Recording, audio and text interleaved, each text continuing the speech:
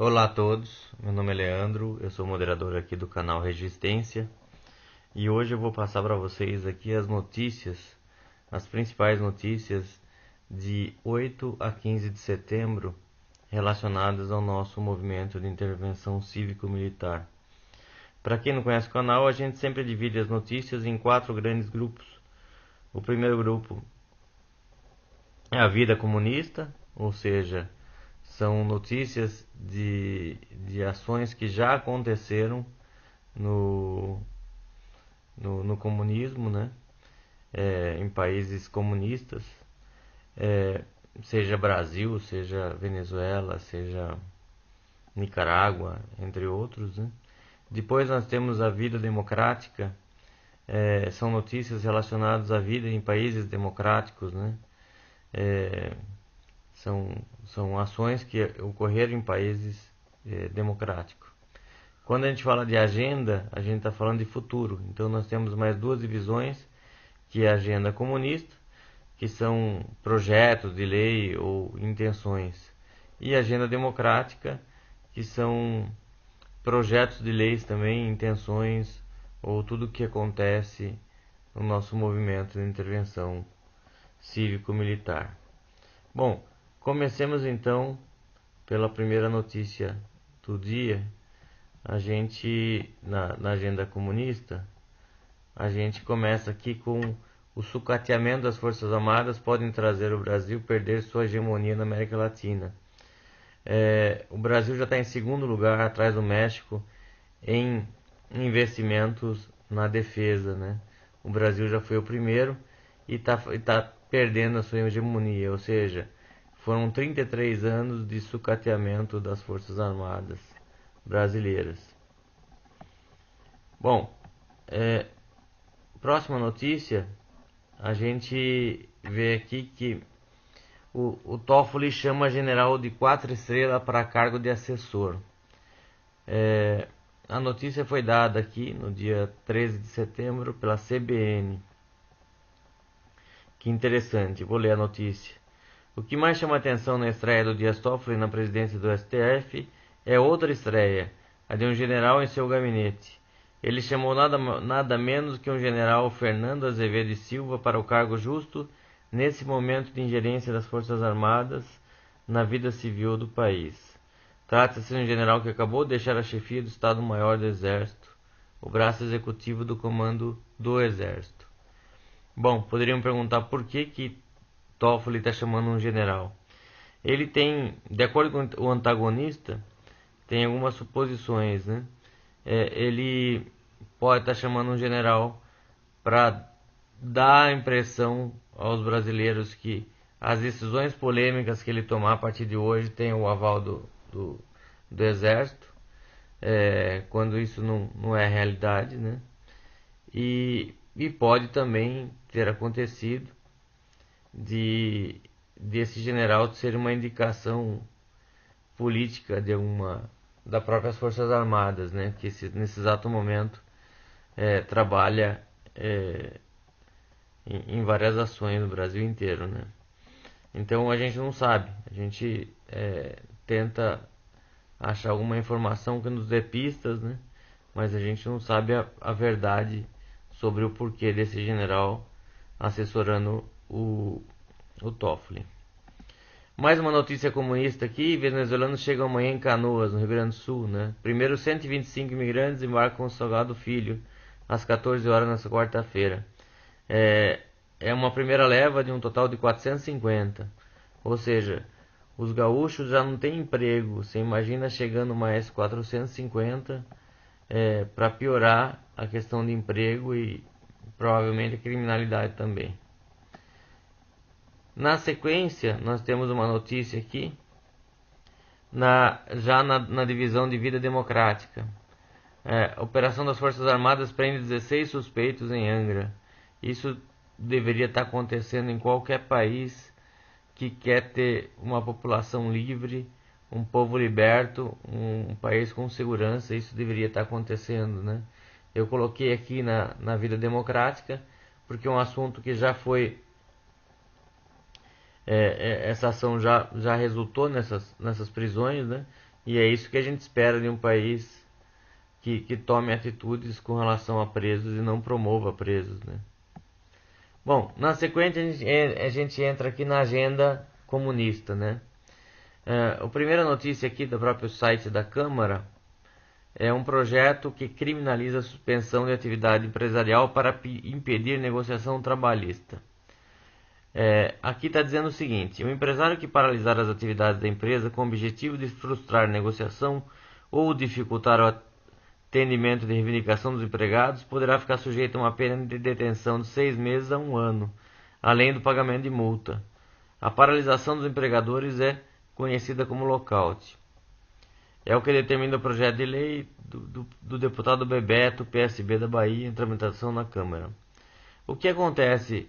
O investidor, quando ele tem a intenção de investir no país, se ele começa a encontrar muitas dificuldades, muitos problemas, muitas prerrogativas que façam com que ele tenha mais custo do que benefício, ele deixa de investir. Então esse projeto nada mais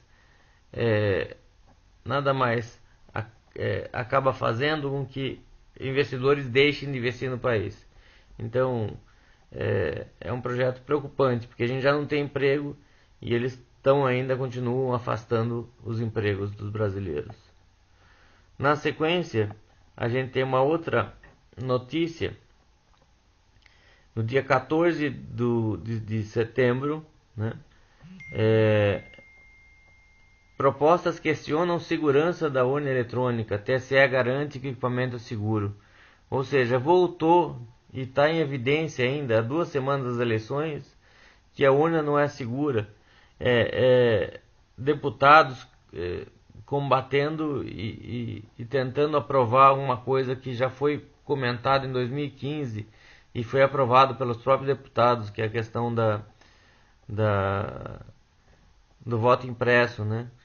Infelizmente, esse assunto não deveria estar sendo discutido na Câmara, mas nos leva a crer que a urna não tem segurança, né? Se você tem umas dúvidas nesse sentido,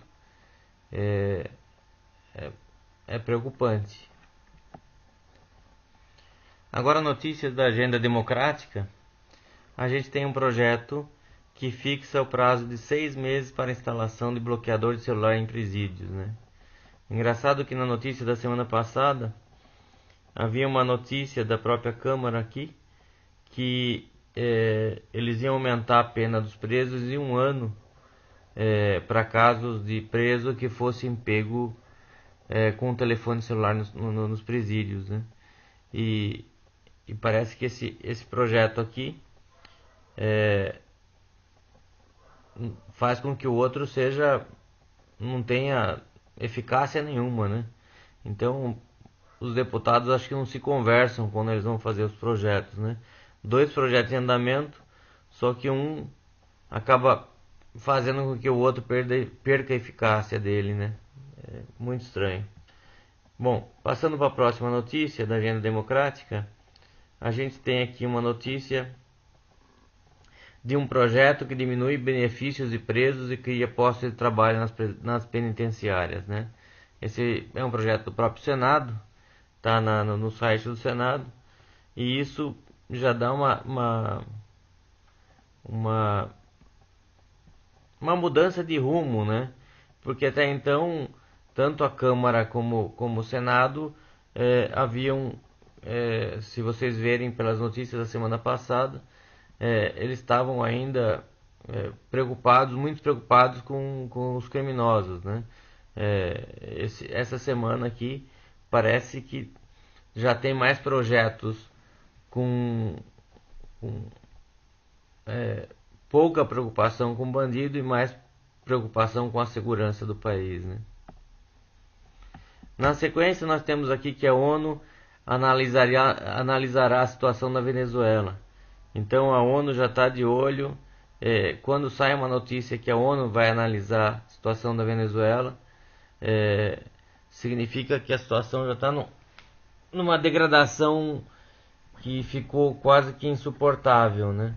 Mas enfim, se tratando de ONU, a gente pode esperar muita coisa deles também não, né? Pode esperar dos Estados Unidos, mas da ONU não conseguimos esperar muita coisa não. Na sequência a gente tem algumas notícias do Exército. Tem um processo seletivo na área de saúde, ou seja, o Exército ele continua tentando melhorar a parte de operação dele, né? Que foi sucateada por muito tempo, então ele está reforçando a questão em todas as áreas do Exército, né? Nós temos na sequência uma notícia do secretário-geral da OEA, né? Que diz que avalia até a intervenção militar para tirar Maduro do poder da Venezuela. Então são fontes oficiais, isso tanto na ONU como na OEA, que é a Organização dos Estados Americanos, né? Eles estão de olho na Venezuela.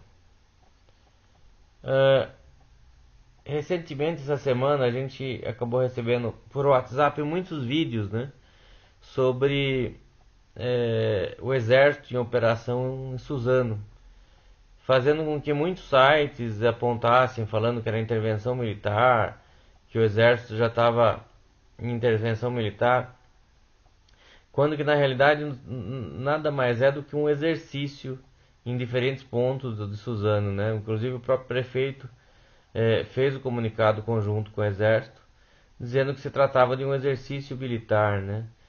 O exército contratou muitos militares temporários, militares novos, e está fazendo alguns exercícios de forma a treiná-los e deixá-los capazes para um momento em que haja necessidade de utilização do exército, né? Então nada mais é do que um exercício apenas, não tem nada a ver com questão de ordem, não tem nada a ver com diretriz de Michel Temer. Basicamente é um exercício militar, né? Na sequência nós temos aqui o exército fiscalizando algumas empresas que trabalham com explosivos, né? Principalmente na área mineradora, tem muitas empresas que precisam dinamitar algumas pedras, né, para tirar minério, e o exército está fiscalizando isso, preocupado com a questão do terrorismo no Brasil, né? Então isso é um ponto positivo para o exército, que já está de olho em tudo que está acontecendo na parte de segurança brasileira. Na sequência nós temos aqui que oficiais temporários e cadetes do Exército Brasileiro praticam desdobramento de uma seção de mísseis e foguetes no terreno. Então, ou seja, esses oficiais temporários que foram contratados, eles estão em treinamento e estão praticando alguns exercícios caso haja necessidade de o exército intervir, né, em defesa da pátria, em algum outro tipo de solicitação. O exército inicia grande instrução em Ponta Grossa, né, ou seja, é a mesma questão dos exercícios lá, né, que foram feitos, questão de treinamentos. Exército Brasileiro compra 129 metralhadoras .50 via FMS. Ou seja, o exército também se fortalecendo para uma eventual ação. E por último, nós temos aqui o exército, os Estados Unidos e a Colômbia manterão pressão contra Maduro, né, na Venezuela. Então, ou seja, a gente vê que o exército brasileiro, ele está, nas palavras do general Mioto, né, ele está se fortalecendo, ele está se preparando, ele está se tornando cada dia mais capaz para uma eventual necessidade de utilização do exército. Mas a gente não acredita que o exército vai intervir militarmente no nosso país se as pessoas não forem para a rua, né? Na semana passada a gente comentava que o candidato a vice-presidente, general Mourão, deixou uma dica dizendo que o exército só intervirá em caso de anarquia, né, no país, né? A anarquia, a gente já está vendo essa anarquia o tempo todo, incêndios, uma série de crimes que estão ocorrendo e que muitas vezes não é nem mostrado nas grandes mídias, né? Mas em se permanecer nessas anarquias, certamente o exército vai ter que intervir. Então, o exército hoje está preparado para isso, mas não tem nada de intervenção militar no Brasil, como dizem a maioria dos sites na internet, né? Por último, a gente gostaria aqui de deixar uma mensagem no nosso grupo Resistência, que o sistema tem feito de tudo para manter as pessoas dentro de casa, né? Não ir para ruas, para chegar às eleições e manter todo a organização criminosa que aí está, né? Então, eles geram uma série de fantasias, informações que não procedem, que não fazem parte da realidade, para manter o povo dentro de casa e não se manifestar. Eles vão colocando uma série de fatos como se estivessem para acontecer e que nada acontece, simplesmente para manter o povo dentro de casa. E é por isso que a gente vai deixar agora vocês aqui com nossa manifestação, dia 29, que a gente pede para que todo mundo vá para a rua e se manifeste com relação a todos esses desmandos que acontecem diariamente no Brasil, né?